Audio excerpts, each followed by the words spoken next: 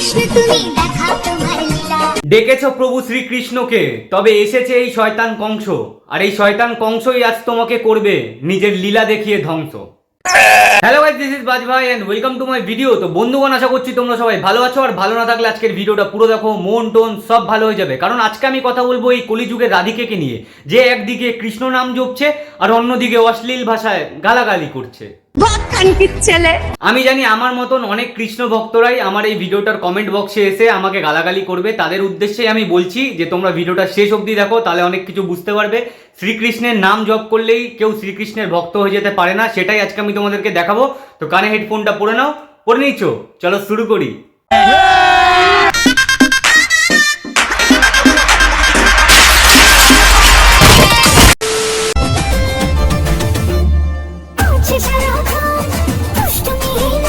এটাকে দুষ্টুমি নয়, এটাকে নোংরামি বলে। আর তোদের তো অন্য কোনো ওয়েবসাইটে ভিডিও বানানোর কথা মারা, তোরা ফেসবুকে কি করছিস মারা?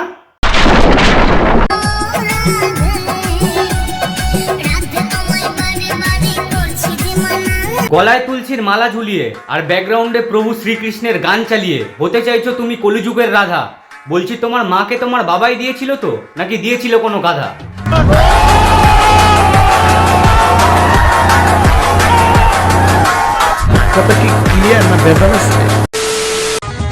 अरे मेरी जान उम्र मत देख मेरी, आस्ते आस्ते ले लूंगा तेरी।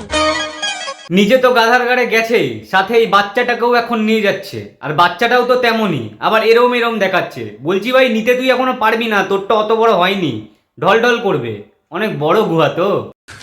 तू समझा?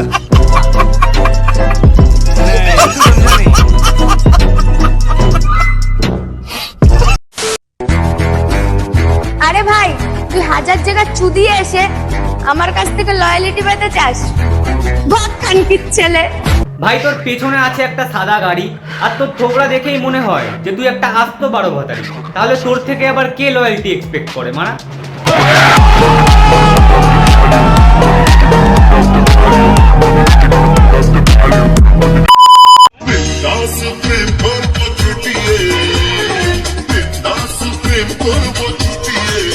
বিন্দাস প্রেম করবে চুটিয়ে, চলো ঠিক আছে, আগে হানিমুন হবে, তারপরে বিয়ে হবে, তাও ঠিক আছে। তবে এরকম এরকম করে চুটিয়ে হয় না, প্রেমটা চুদিয়ে হয়।